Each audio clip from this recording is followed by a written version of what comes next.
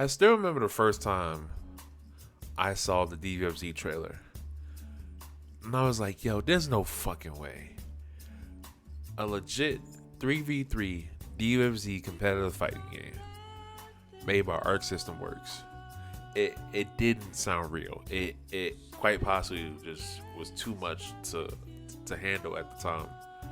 But it was real. And when I first picked up the game, months after it released, I remember thinking to myself, like, yo, this has to be the greatest fighting game ever made. It was beautiful. The characters were cool. Combos were cool. It had dramatic finishes. Online wasn't the greatest, but offline was popping. I honestly felt like the game was going to live a long time. At least a good 5 or 6 years.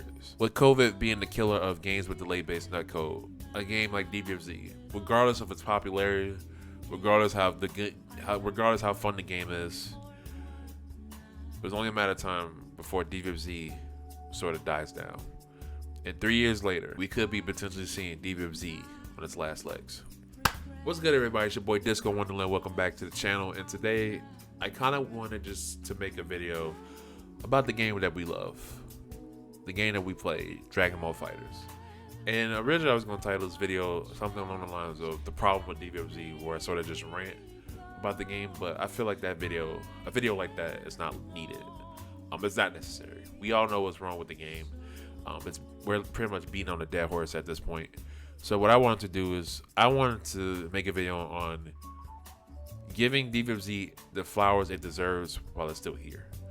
And I feel like if you love DBFZ and you really enjoy playing this game, you should do the same. This is not a farewell video. This is not a video saying rest in peace. More than likely, I'm probably still going to make videos around DBFZ.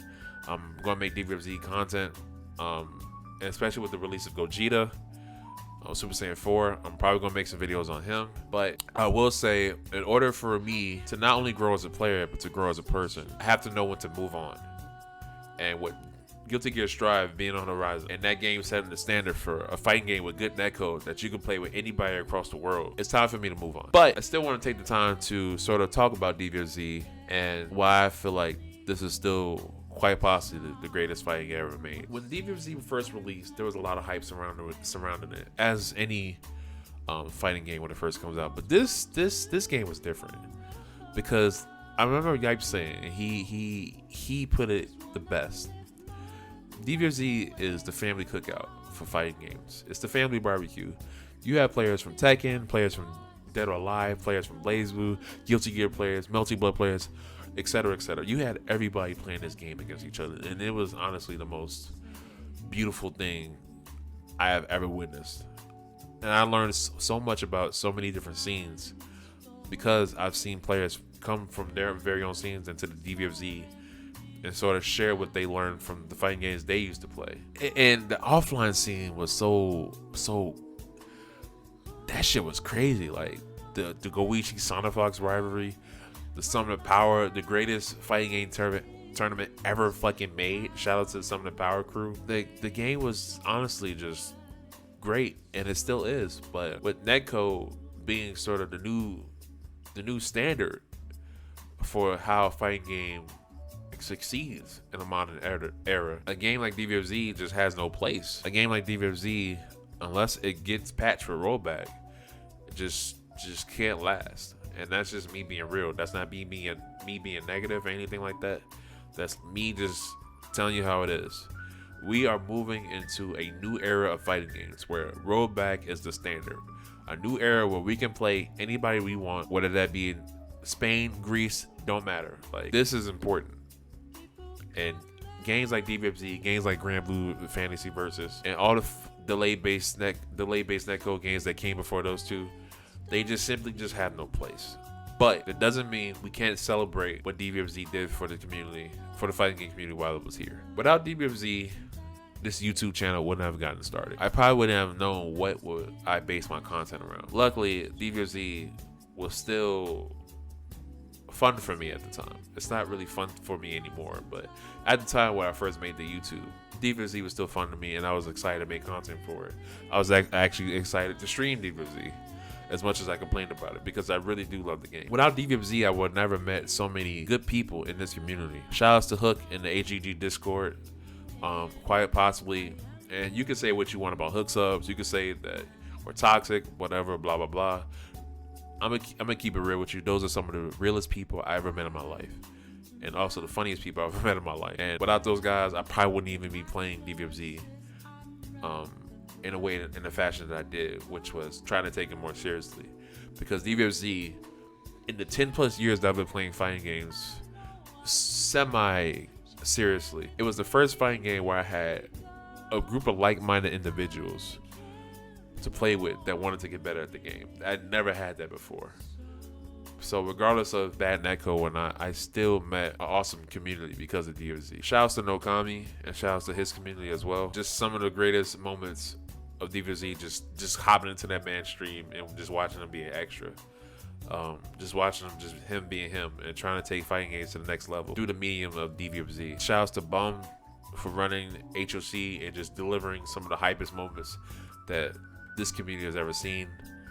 And just shouts to everybody, Lotus, Vibe Style, Battle Doya, Jam Cross, everybody who made content for DBFZ and helped push the game forward to help keep it alive. DBFZ, despite its flaws, if it had a rollback, I would honestly say it would be the best fighting game ever made to ever touch the surface. With Gogeta being on the horizon, we might still see a lot of life in this game. We might see another year and a half of this game. But if there is no announcement for rollback, there's no season 4 for Dragon Ball, I just wanted to take the time and say that this isn't the first time I've seen a game at its peak fall and eventually die off. And I also want to say this isn't the first time I've seen a fighting game that died off and eventually came back with a resurgence. Take a look at Marvel 3 and a Parsec resurgence. Thanks to Parsec, the Marvel 3 community was able to run tournaments in somewhat in a acceptable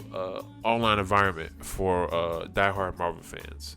Regardless if Parsec is really that great or not, depending on your area, depending on who you're playing, it brought life into a fighting game that a lot of people know and loved. I've seen the resurgence of Guilty Gear Plus R, a game that probably didn't get the proper shine that it did when it first came out, but now it's seen a great resurgence. It's seeing a lot of new faces into the scene. I've seen this with Skullgirls. I've seen this with Street Fighter Cross Tekken. Just about any fighting game that I witnessed in my time that sort of quote unquote died, they eventually came back. Just look at Third Strike. Co-op Cup every year runs the most exciting Third Strike tournament every fucking year. And there are always thousands of people willing to watch that know nothing about Third Strike, probably don't even know a damn thing about fighting games. But they know that this tournament is the epitome of why we love fighting games. The passion, the love for their game, it's there. You feel it. Same thing with Battle of the Strongest, ran by Yipes and his crew. Just a group of guys playing in their homie's basement, just running some good old Marvel 2. And that's why I wanted to leave with you all today. I want to leave you all with the idea that a fighting game never really dies. There may be a drop-off point. It may be a point where there's not a lot of people playing online. And it may be a point where that game is no longer the forefront of fighting games. But as long as there's two people that love that game, who go to that character select screen to pick their favorite characters and duke it out to see who is the stronger competitor, fighting games won't die. And as long as there's people that's willing to make content for DBFZ, that's still willing to host tournaments, whether that be net play or Parsec, doesn't matter. This game will not die. This game will live on for a very long time. And honestly, if you're one of those people that say, oh, good riddance, this game suck, it's time to play a good fighting game, honestly, suck a dick, you a bitch ass nigga, straight up. If you're really a fighting game fan, if you're really a true fighting game fan, you want the best for all fighting games. You want all fighting games to have rollback. You want everybody to play every single fighting game that's out there. Because as a community, we're not the most popular, and we definitely need a lot of work. But if you're a true fighting game fan, you will want the best for every fighting game that's out there. You will want no fighting game to just die because you simply dislike some of the system mechanics, or you dislike the online. So with that being said, guys, I just want to take the time to say DBFZ, As much as I had my issues with you, as much as you annoyed me, I just want to say thank you. Without you, I don't think I'll be here right now making content. And for that, I'm forever grateful. Thank you. I want to thank you guys for watching this video. Like I said, I don't think this is the last time there'll be DBFZ on this channel. I don't think that DBFZ is necessarily going to die. And I don't think this might be the end of DBFZ.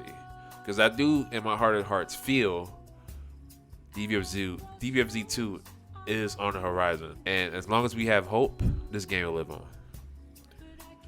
Thank you for watching. It's been Disco Wonderland. Peace.